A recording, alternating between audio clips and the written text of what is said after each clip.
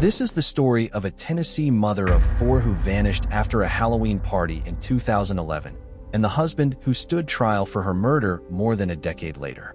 A jury acquitted him, the final charge against him got thrown out, and nobody has ever been convicted in her death. What makes this case worth 20 minutes isn't a confession or a piece of DNA evidence. It's the opposite, a case built on circumstances alone, on a hidden phone and a screw driven into a tire and a body found in the woods 6 weeks too late. And a question the justice system, after one full trial, was never able to answer with certainty. Karen Sue Swift was born in January of 1967 in Galesburg, Illinois, and by 2011 she'd built a life in Dyersburg, a West Tennessee town of roughly 16 to 17,000 people, about 80 miles north of Memphis. 44 years old, a fitness instructor, athletic and outgoing. People who knew her described her as the kind of person you noticed when she walked into a room. A mother of 4, she had 2 sons, Preston and Dustin, and 2 daughters, Ashley and Keely. The marriage that would eventually consume this story began in high school, and David Glenn Swift became her husband in September of 1989. 22 years they'd been married by the time everything fell apart, and none of those years had been easy. Around 1999, the first divorce filing came after David had an affair, by his own later account, and by what prosecutors would lay out years afterward. Karen filed, then pulled back. The two reconciled and remarried that same year, went on to have their 2 daughters, and in 2008 moved from Arkansas to Dyersburg, into the house that would one day be searched 3 separate times by law enforcement. By the fall of 2011, Karen had decided she was done. Around October 10th, she filed for divorce, asking for half the house, primary custody of the children, and child support. Her divorce attorney later testified that when David pushed for a dinner to talk things through, Karen shut it down and told him it was over. What trial witnesses described about the marriage, you don't forget easily. Friends and neighbors took the stand one after another and told the jury the same kind of story, that David called and texted Karen relentlessly. In one account, as many as 25 times within a 30-minute window, and that when she didn't come home fast enough, he'd get in the car and drive around looking for her. A neighbor testified that David showed up uninvited wherever Karen went and insisted she come home. Another said David had spied on her even after a restraining order. A co-worker named Jimmy Hancock told the jury that David wanted the perfect family and that a divorce was the last thing he would accept. Karen, meanwhile, had been quietly building her exit. She told friends she didn't have money for a lawyer, and that's when Bill and Kathy Bona, a married couple she was close to, stepped in. Trial testimony put the loan at around $2,000, and along with the money, the bonus handed Karen a spare phone, a second device she could use to communicate with her attorney without David ever finding out. No bill showing up at the house. No notification lighting up a shared screen. The divorce was happening in secret, and Karen needed it to stay that way. That's where things stood on the last night anyone saw her alive. October 29th, 2011 was Halloween in Dyersburg, and Karen spent the evening at a party at the Dyersburg Country Club, arriving in her white 2004 Nissan Murano. Earlier that same day, David had asked her to dinner to try again, and she'd turned him down.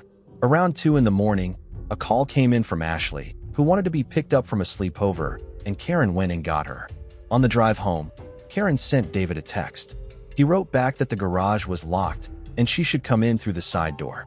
Ashley went to sleep, and years later, on the witness stand, she testified that it was her mother who moved her to her sister's room sometime during the night. After that, the living witnesses run out. What remained were digital records, and both sides spent years fighting over what those records actually meant. Prosecutors said Karen's phone connected to the home Wi-Fi at 2:08 in the morning. A Tennessee Bureau of Investigation agent testified that the last phone activity came at 4:38 a.m., though a defense expert put the last use at 5:09. The timeline was genuinely disputed and worth remembering. But here's the piece of digital evidence the prosecution leaned on hardest. At 9:55 that morning, after Karen was already considered missing, the secret phone the bonus had given her was used to call its own voicemail, and at the time of that call, it was connected to the home Wi-Fi. The assistant district attorney told the jury what that implied directly. One adult remained in the Swift home at 9:55 in the morning, and Karen wasn't it. The search for Karen started that morning, and it didn't take long to find the Murano. The white SUV turned up abandoned on a roadside, somewhere between a quarter-mile and a half-mile from the family home, with a flat and shredded tire. Her purse was gone. Her Halloween costume was still inside the vehicle, sitting on the seat. A few days later came a second find. Both of Karen's phones, the regular one and the secret one, turned up smashed, roughly 400 to 500 feet from the Swift home, near the property of a neighbor named John Hogsshooter. Right around the same period, Hogsshooter, who was 39 years old at the time, was arrested for aggravated animal cruelty, accused of poisoning dogs in the neighborhood, possibly including one belonging to the Swifts. On the surface, that combination looked like a lead, a neighbor with a recent conflict and the victim's destroyed phones near his land. Investigators searched his home and his vehicle and cleared him. No connection to Karen's death. Hogsshooter would later take the stand at trial, and what he offered wasn't evidence against himself, it was evidence about David.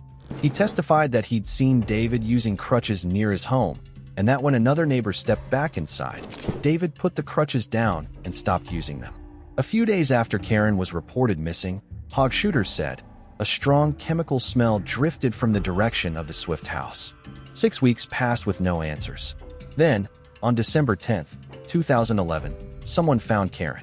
Her remains turned up near Bledsoe Cemetery, roughly 2 to 3 miles from the house, hidden under a mat of vines. 6 weeks in the Tennessee elements meant identification required dental records. The autopsy found blunt force trauma to the head, with skull fractures.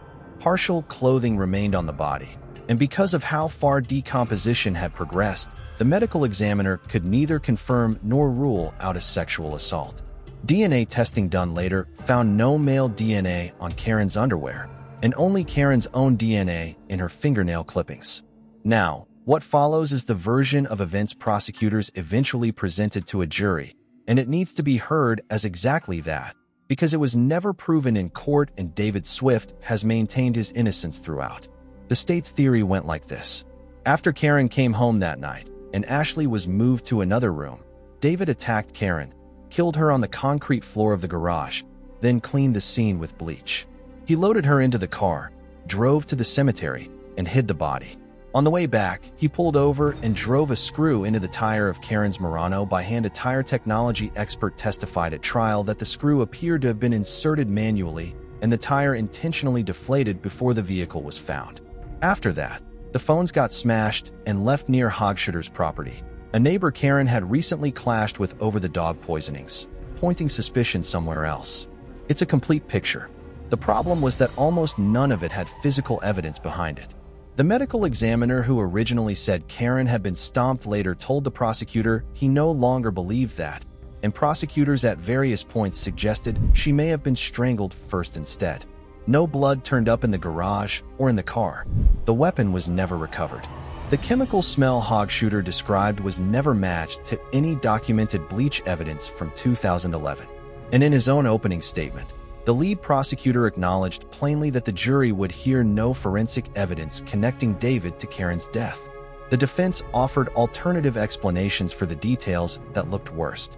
Non-human DNA found in the garage. For example, the Swift's son Dustin took the stand and explained that a family dog had died after being hit by a car and had been carried into the garage to be prayed over before the burial, and that the family routinely left the garage door cracked open for the animals.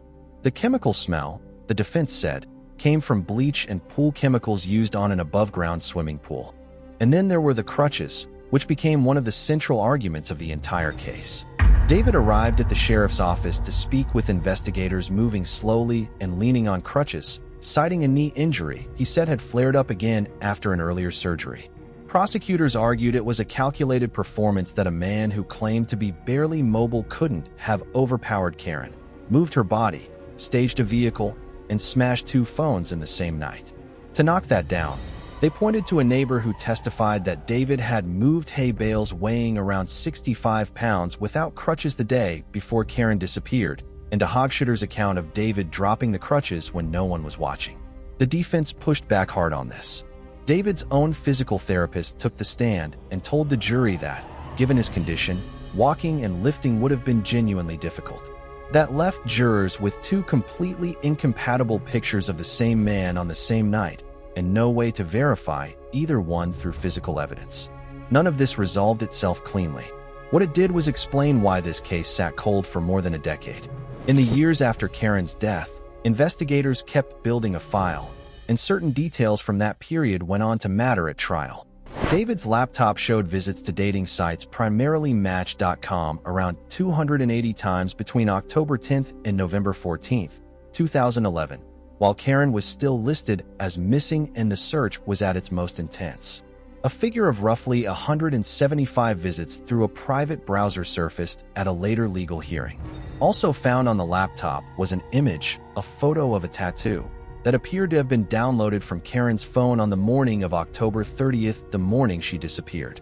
And then there was the detail that quietly dismantled one of David's own statements. He told investigators he had no knowledge of Karen's secret second phone, but that phone's number was already saved in David's work phone. David eventually relocated to Alabama and married a woman named Kelly Essman. In 2015, Dateline ran a cold case spotlight on Karen's disappearance, with David named as a person of interest. The sheriff's office held the evidence file internally until 2019, 8 years after the death, before finally turning it over to District Attorney Danny Goodman. A TBI search warrant went back to the former Swift home in February of 2022. August 8th of that year was when everything shifted. A Dyer County grand jury indicted David for premeditated first-degree murder, and he was arrested in Alabama, reportedly as he left his own divorce attorney's office because by then his second marriage was also ending. A $200,000 bond secured his release, and the divorce from Kelly Essman was finalized in March of 2023. Then, in July of 2023, David was arrested again, this time in Jefferson County, Alabama, on a first-degree felony stalking charge involving that same ex-wife. Jefferson County Sheriff's officials said detectives had found evidence of him following her for some time, including parking outside her home at night. The murder trial opened on May 28, 2024, with the venue moved about 50 miles to Weakley County. 36 witnesses for the state, 12 for the defense, and David Swift did not take the stand. What the state laid out, beyond the physical evidence, was a portrait of a man who knew his wife wasn't coming back. 280 Match.com visits while the search for Karen was active. A phone number he claimed not to know, saved in his own work device. A prosecutor who told the jury that David's use of a private browser demonstrated what he called consciousness of guilt. The defense's answer to all of it was blunt. None of this proved anything. There was no blood, no weapon, no witness, and no forensic link between David Swift and his wife's death. Daniel Taylor, the defense attorney, told the jury that the evidence was insufficient to support a conviction, and when David's physical therapist contradicted the hay bale testimony, the picture got murkier. June 6, 2024 brought the verdict. Not guilty on first-degree murder. Not guilty on second-degree murder. Not guilty on the attempted versions of both. On voluntary manslaughter, the jury told the judge they were hopelessly deadlocked, and a mistrial was declared on that single count. 2 weeks later, prosecutors re-indicted David on the manslaughter charge, and the legal fight moved to new ground. Murder carries no statute of limitations in Tennessee, but voluntary manslaughter does, and that's where the case started to collapse. The argument turned on how long David had lived in state versus out of state, and whether the clock had paused during his years in Alabama. An appeals court denied the defense's motion to dismiss in October of 2024 and set a retrial for May of 2025. Then, in March of 2025, the judge ruled that the statute of limitations had run out and dismissed the charge. DA Goodman announced he would appeal. Where things stood in the most recent reporting, David Swift has been acquitted of murder, the lone remaining charge was dismissed, and he has never been convicted of any crime in Karen's death. The district attorney's appeal of the dismissal was still pending. The Alabama stalking charge was also still unresolved. And David had taken his own legal action, filing a wrongful prosecution lawsuit against the Dyer County Sheriff and District Attorney in early 2026, having earlier sued a private investigator for defamation over statements linking him to Karen's death. Karen Swift's homicide has no conviction attached to it. Someone drove her body 2 to 3 miles into the woods outside Dyersburg. Someone smashed her phones and left them near a neighbor's fence. The state spent years building a case around who it believed that someone was. And a jury looked at that case and said it wasn't enough. Whether that outcome reflects a man who genuinely got away with it, or a man who spent more than a decade in the crosshairs of an investigation that never found what it was looking for, is a question the legal system closed without answering.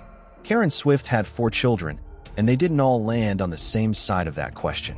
Her daughter Ashley stood in a courtroom and cried on the witness stand, and she has continued to say publicly that her father is innocent. Her mother is dead and the case is legally closed, and Ashley has described living with both of those realities at the same time.